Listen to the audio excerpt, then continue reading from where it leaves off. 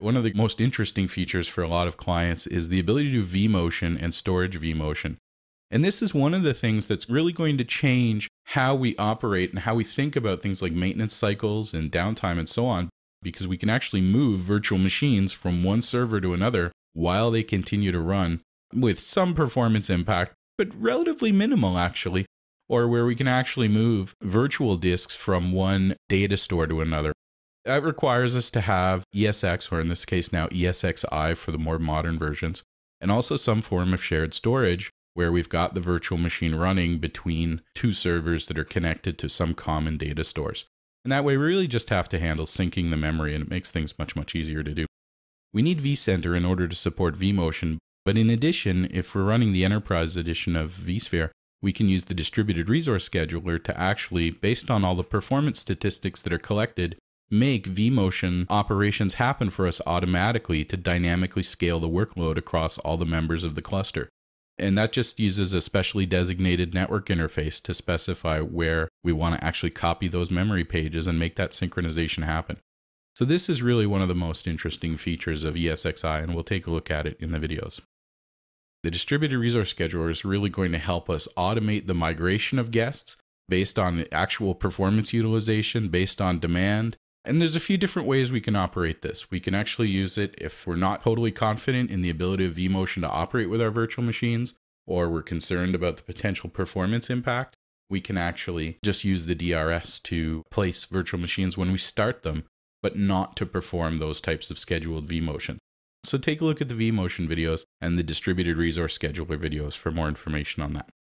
And in addition to that, if one of the hosts running a set of virtual machines fails for whatever reason, or even if the virtual machine itself fails, we want to be able to bring that virtual machine or those virtual machines back online as quickly as possible. So the VMware HA features allow us to monitor hosts and monitor virtual machines running on those hosts. And if there's a failure, to actually get that virtual machine restarted on another host.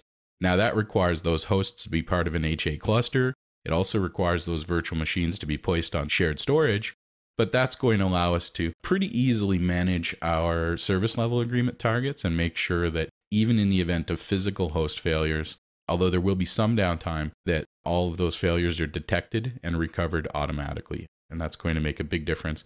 And our applications and the guest operating systems don't need to be aware of that at all. So we don't need to install a specialized version of the operating system that supports clustering or requires additional licenses or anything like that.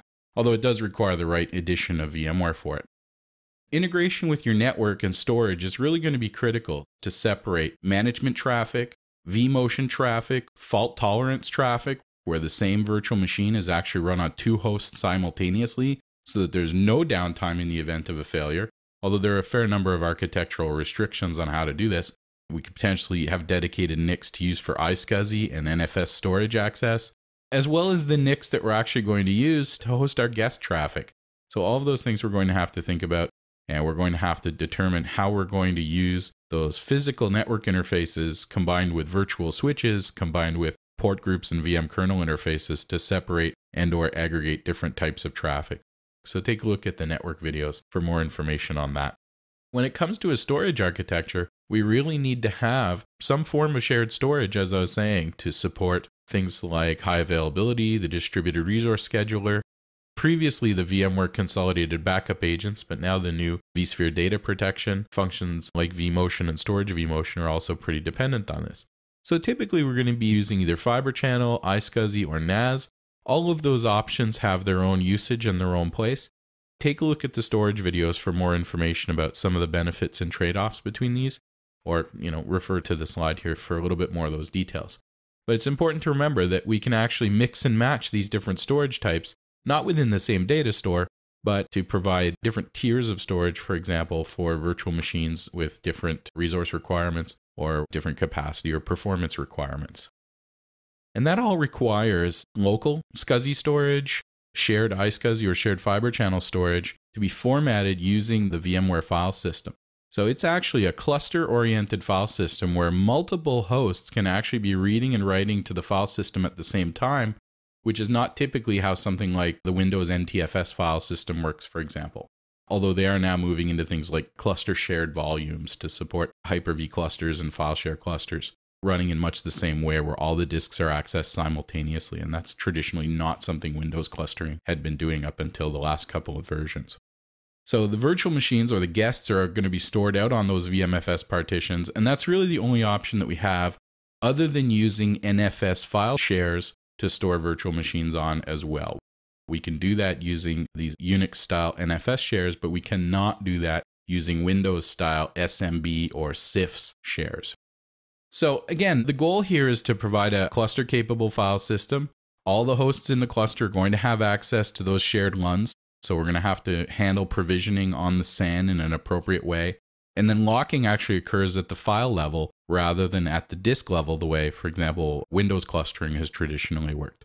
We need to make sure that we provide a set of disks that have the appropriate level of performance, the appropriate level of bandwidth, the appropriate support for the number of I/O operations per second that we expect.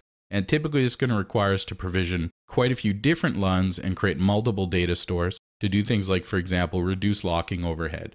Depending on whether or not you have storage infrastructure that's VAAI capable, then, for example, thin provisioning can have a much higher locking overhead than using thick provisioning where all data file space is pre-allocated.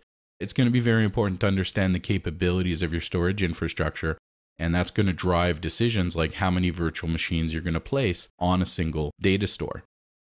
Definitely, when we start moving into a SAN-oriented environment, especially if you're using fiber channel, then as much as possible, we're going to want to leverage the capabilities that SAN already has for things like handling controller failures or handling multipathing and load balancing. And that may even require the installation of special path selection policy modules into ESXi, things like caching and mirroring and snapshots and so on.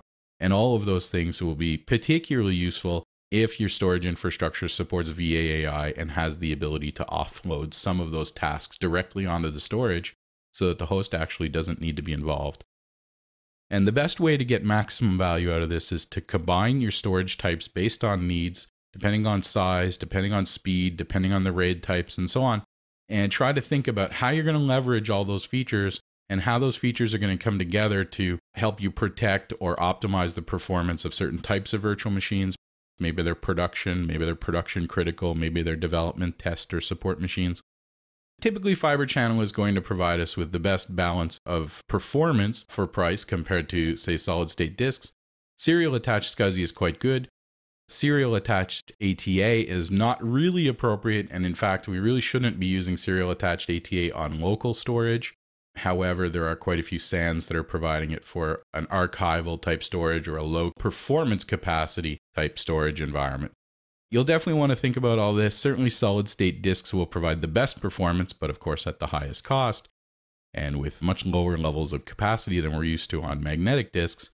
And things like wear leveling and trim support are supported in VMware, but it's going to be very, very important to make sure that your hardware supports it as well.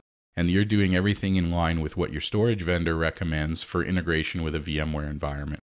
So we'll take a look at some of those things later on in the videos. There's a lot of things to cover, but that gives us a little bit of an idea as to some of the ideas that we're going to need to be familiar with for how the modern ESXi operates, how it runs directly on the hardware. The guests really see a generic set of hardware that should be widely supported and get vCenter set up and get our environment working.